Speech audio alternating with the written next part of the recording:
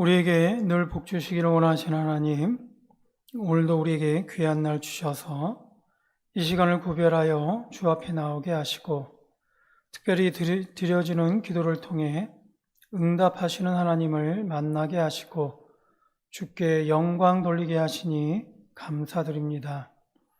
이 시간 오직 하나님의 은혜와 하나님의 평강을 구하오니 오늘도 예배하신 하늘의 복으로 충만케 하시고 갈수록 더해가는 이 믿음 없는 세상에 대하여는 성령의 지혜로 이기는 믿음 갖게 해 주시옵소서.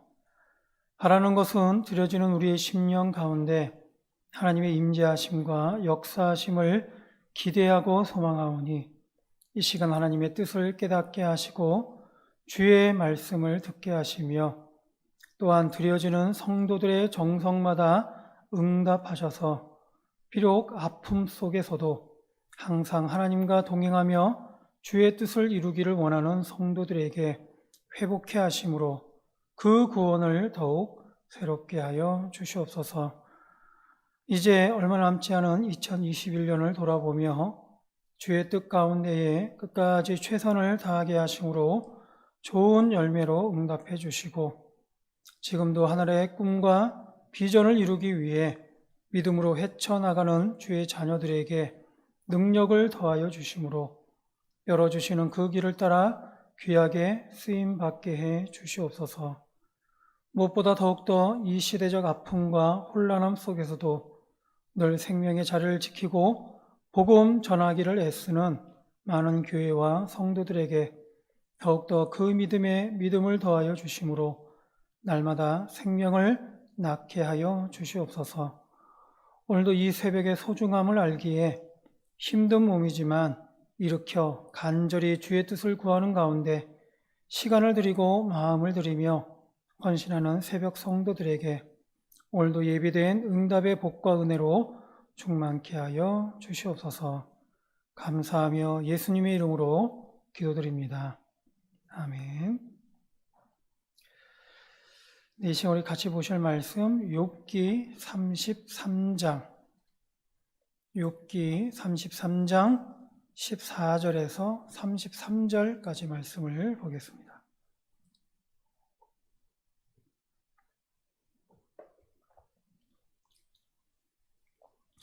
욥기 33장 14절에서 33절까지 말씀입니다. 제가 한 절, 여러분들 한 절 교독합니다. 하나님은 한번 말씀하시고 다시 말씀하시되 사람은 관심이 없도다.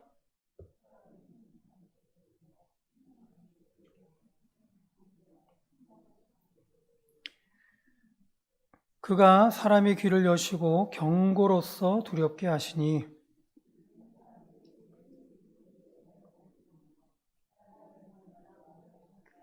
그는 사람의 혼을 구덩이에 빠지지 않게 하시며 그 생명을 칼에 맞아 멸망하지 않게 하시느니라.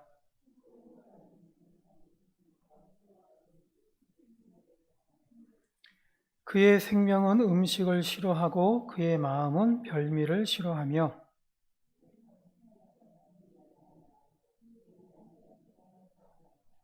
그의 마음은 구덩이에 그의 생명은 멸하는 자에게 가까워지느니라.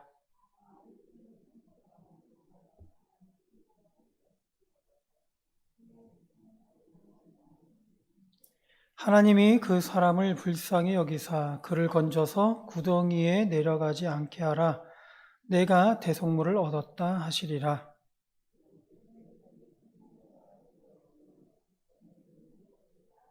그는 하나님께 기도함으로 하나님이 은혜를 베푸사 그로 말미암아 기뻐 외치며 하나님의 얼굴을 보게 하시고 사람에게 그의 공의를 회복시키느니라.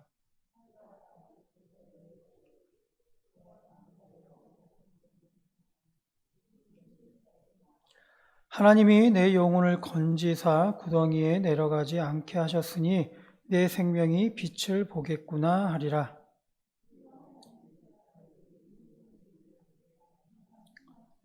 그들의 영혼을 구덩이에서 이끌어 생명의 빛을 그들에게 비추려 하심이니라.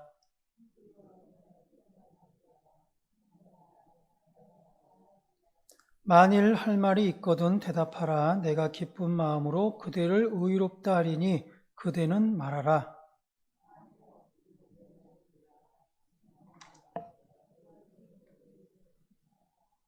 아멘. 예. 욥기의 전체적인 메시지는 아무리 의인이라도 어려움이나 고난은 피할 수 없다라는 것입니다. 그리고 그 고난은 분명한 하나님이 있다라는 것이죠. 물론 욥기의 시작을 보면 다소 욥이 당하는 어려움이나 고난이 억울하다라는 생각이 들 수가 있습니다. 특히 하나님께서 이 고난을 허락하셨다라는 측면에서 보면 욥은 정말 부당한 고난을 당하는 것이 아니냐라고 말할 수 있습니다. 그러나 실제로 우리가 악한 영들의 유혹이나 미혹에 따라서 당하게 되는 고난을 생각해 본다면 의미적인 면에서 보면 전혀 억울할 일이 아니다라는 것도 우리는 알 수가 있을 것입니다. 베드로가 고백하고 있듯이 너희 대적마귀가 우는 사자같이 두루다니며 삼킬 자를 찾는다라고 했습니다. 다시 말해 언제든지 우리 성도는 하나님을 따른다라는 그런 이유로 인해서 대적마귀의 표적이 되어 있다라는 것이죠. 그래서 언제든지 우리는 고난을 받을 수 있고 그만큼 시험 당할 수 있다라는 겁니다.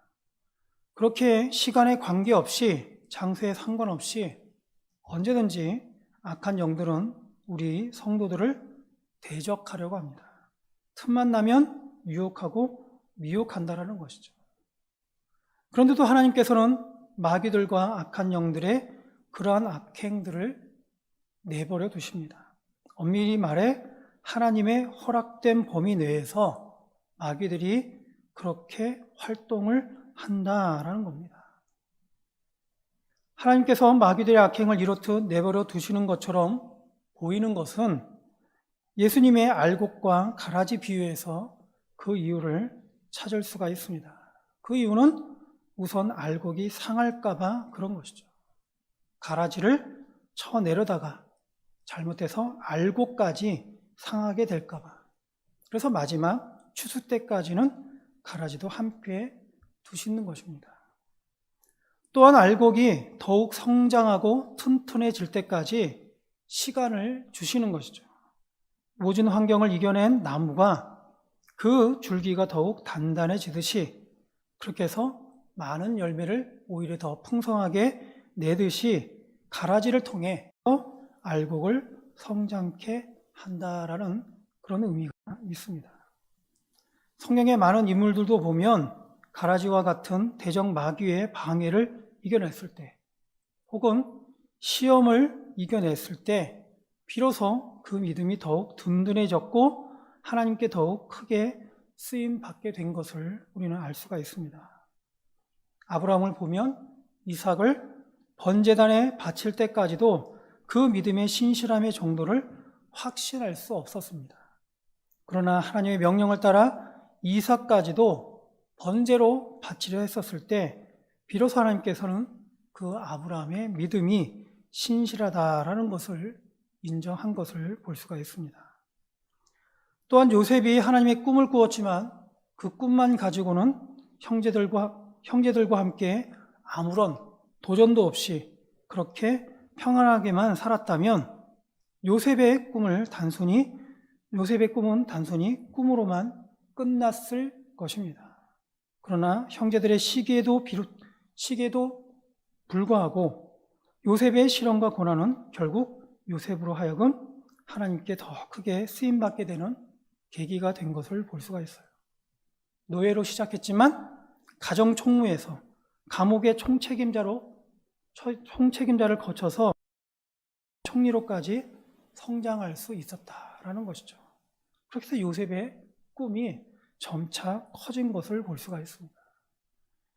이처럼 욥에게 닥친 어려움과 고난은 다소 억울한 그런 측면이 있지만 그럼에도 분명한 하나님의 의도가 있고 그 고난을 통해 이루실 하나님의 뜻이 있다라는 사실을 우리는 기억할 필요가 있습니다. 따라서 욥기에서 우리가 깨달아야 할 중요한 것은 하나님의 뜻이 어디에 있는지와 함께 욥에 대해서는 욥이 끝까지 그럼에도 불구하고 하나님께 물었다는 것이고 묻고 싶어 했다는 것이고 또한 하나님을 찾았다는 데 있어요. 다른 곳에서 그 원인을 찾은 것이 아니라 바로 하나님께 물었고 하나님을 찾았다는 겁니다. 하지만 욥을 위로하러 왔던 새 친구들을 보면 처음 그들의 의도와는 다르게 욥을 질책하고 욥을 정죄한 것을 볼 수가 있습니다. 분명 욥의 새 친구들의 처음 의도는 무엇이었습니까? 바로 위로하는 거였어요. 그러나 새 친구들의 말을 들어보면 어디에도 욥을 향한 위로는 없습니다. 단지 욥에게 강요할 뿐입니다. 지금 욥이 당하는 고난의 원인은 전적으로 욥의 죄 때문이라는 것이고, 그러니까 욥은 자신의 죄를 인정하고 회개해야 한다라는 그런 뜻으로 욥에게 강요하는 것을 볼 수가 있어요. 이에 대해서 욥은 끝까지 새 친구들의 말을 인정하려고 하지 않습니다. 물론 자신이 죄인일 수 있지만 이 고난의 원인이 자신의 죄에서 비롯된 것이 됐다라는 것은 인정할 수 없다라는 것이죠. 왜냐하면 하나님께서는 그렇게 사사로이 복수하듯 사람에게 고난을 주시는 분이 아님을 알기 때문입니다. 욥이 갖고 있는 믿음으로는 분명 하나님의 다른 의도가 있음을 알기에 바로 그 이유를 하나님께 직접 듣고 싶은 그런 욥의 마음을 볼 수가 있습니다. 그래서 강력하게 새 친구들의 그런 정죄에도 불구하고 욥은 끝까지 부인하는 가운데 바로 하나님 앞에 직접 그 이유를 듣고 싶다. 하나님 앞에 묻고 싶다. 라고 욥은 끝까지 주장한 것이죠. 그러다가 오늘 엘리후라는 새로운 인물이 등장합니다. 엘리후는 나이가 다른 욥의 친구들보다 어린 것으로 보입니다. 그러나 엘리후가 말하는 의도를 보면 욥의 새 친구와는 다소 다르다라는 것을 알 수가 있습니다. 엘리후의 의도는 욥을 정죄하는 것에 있지 않습니다. 일단 엘리후는 욥을 위로하는 마음이 있습니다. 그러면서 또한 욥을 이해시키려는 그런 마음이 있습니다. 욥이 당하는 고난에는 분명히 하나님의 타당한 이유가 있다라는 설명을 더 앞세우고 있다는 것이죠. 욥, 네가 너의 죄 때문에 하나님께서 이렇게 너를 심판하신 것이다 라는 그런 의도가 있는 것이 아니라 분명히 너에 대한 하나님의 의도가 있다라는 사실을 설명하고 있어요. 그리고는 욥이 당하게 되는 고통의 이유를 설명해 줍니다. 욥은 하나님께 물었습니다. 내가 잘못한 것이 없는데 왜 내게 고통을 주십니까? 라는 그런 의문이었습니다. 이에 대해 엘리후는 대답합니다. 오늘 읽지는 않았지만 12절 말씀에 보면 내가 그대에게 대답하리라. 이 말에 그대가 의롭지 못하니 하나님은 사람보다 크심이니라 라고 설명하고 있습니다. 여기서 엘리후가 하나님이 사람보다 크시다라고 한 것은 하나님이 너만 못해서 또는 몰라서 고의로 고난을 주시는 분이겠느냐라는 말입니다. 사실 이것을 욥도 또한 듣고 싶었던 것이죠. 그런 면에서 엘리후는 욥에게 설명하는 겁니다. 하나님은 우리를 창조하시고 지으신 분입니다. 따라서 그 누구보다도 우리를 너무나 잘 알고 계신다라는 것이죠. 그러므로 우리가 당하게 되는 고난은 결코 하나님의 실수나 불의로 일어난 일이 아니라라는 사실을 인정할 것을 말하고 있는 것입니다. 다시 말해 욥, 너의 죄 때문에 고난이 왔는지는 알 수는 없는 일이지만, 그러나 한 가지 확실한 것은 분명히 욥, 내가 당하게 된 고난에는 분명한 하나님의 뜻이 있다라는 거예요. 어떻게 보면 욥, 네가 생각하는 그 생각이 맞다라는 것이죠. 분명히 하나님의 뜻이 있다라는 겁니다. 그래서 예외 없이 어떤 일이라도 하나님의 뜻이 분명히 있다라고 지금 엘리후는 주장하고 있습니다. 또한 따라서 엘리후는 또 주장하기를 14절에 보면 하나님은 한 번 말씀하시고 다시 말씀하시되 사람은 관심이 없도다라고 했습니다. 욥이 가지고 있는 또 하나의 의문은 하나님은 왜 나의 고난에 침묵하시느냐라는 그런 의문이었어요. 왜 아무 말씀도 안 하실까?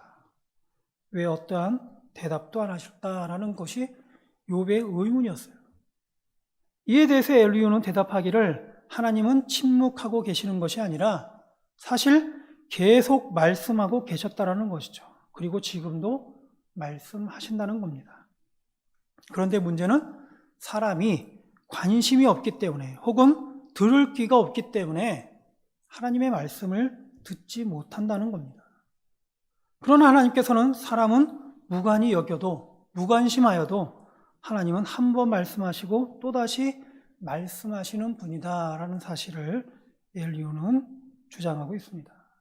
다만 사람이 귀를 기울이지 못해서 듣지 못할 뿐이고 듣고 싶은 마음이 없기 때문에 듣지 못한다라는 것이죠. 우리의 관심이 하나님의 음성이나 뜻에 관심이 없으면 하나님께서 지금 말씀하신다고 해도 사실 우리는 잘 듣지 못하는 경우가 많이 있습니다. 이는 우리가 드리는 기도와 그에 대한 하나님의 응답에도 밀접한 관계가 있습니다. 하나님의 관심은 하늘의 것에 있는데 우리가 드리는 기도의 방향은 땅의 것을 바라는 것이죠. 그렇다면 우리는 우리 기도에 하나님께서 응답하지 않는다라고 생각을 합니다. 왜 아무리 구해도 하나님은 응답하지 않으시는가라고 의문을 갖는 것이죠. 하지만 하나님께서는 우리에게 하늘의 것을 말씀하시는 겁니다. 그런데 우리가 듣지 못하는 것이죠. 이렇듯 우리가 관심사가 다르면 하나님께서 아무리 좋고 선한 의도로 말씀하시고 우리로 하여금 깨닫게 하시려고 해도 우리는 그것을 듣지 못하고 깨닫지 못하는 경우가 많이 있다는 겁니다. 이것을 지금 엘리후는 주장하는 것이죠. 또 하나 엘리후는 26절에 보면 하나님이 은혜를 베푸사 그로 말미암아 기뻐 외치며 하나님의 얼굴을 보게 하시고 사람에게 그의 공의를 회복시킨다라고 말하고 있습니다. 욥이 갖고 있는 또 하나의 의문은 왜 하나님께서는 유익이 없는 고통을 주시냐는 겁니다. 이에 대해 엘리후는 이를 통해서 하나님께서는 그의 공의를 회복시킨다라고 설명하고 있어요. 유익이 없는 것이 아니라는 것이죠. 거기에는 바로 하나님께서 그 사람에게 그 공의를 회복시키기 위한 것임을 말씀하고 있습니다. 다시 말해 유익이 없는 고통을 하나님께서 주시는 것이 아니라 하나님 편에서는 모든 고통에는 다 유익함이 있다라는 겁니다. 결국 이러한 고통을 통해서 사람에게서 공의를 회복해 하려는 의도가 있다라는 것이죠. 아브라함에게 하나님께서는 명령하셨습니다. 앞에서도 말씀을 드렸듯이 아들 이삭을 번제로 바치라는 것입니다. 이에 아브라함은 그 믿음대로 아들 이삭을 번제로 바치려 합니다. 이때 아브라함이 갖고 있는 믿음은 처음 믿음에서 크게 성장했음을 알 수가 있어요. 아브라함은 분명히 하나님의 계획과 뜻이 있다라는 그런 믿음으로 아들 이삭이라도 하나밖에 없는 아들이지만 기꺼이 번제로 드리고자 했습니다. 이를 통해서 하나님께서는 아브라함의 믿음을 확인하신 것이죠. 그리고 아브라함은 그 믿음을 더욱 공고히 했습니다. 이제 아브라함의 믿음은 그 어떤 고난이나 유혹이 와도 흔들리지 않는 믿음이 된 것이죠.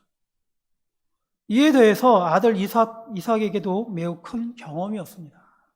따라서 이삭은 그 믿음에 어려움이 올 때마다 이때 겪었던 하나님과 아버지 아브라함에 대해서 생각하게 될 것입니다.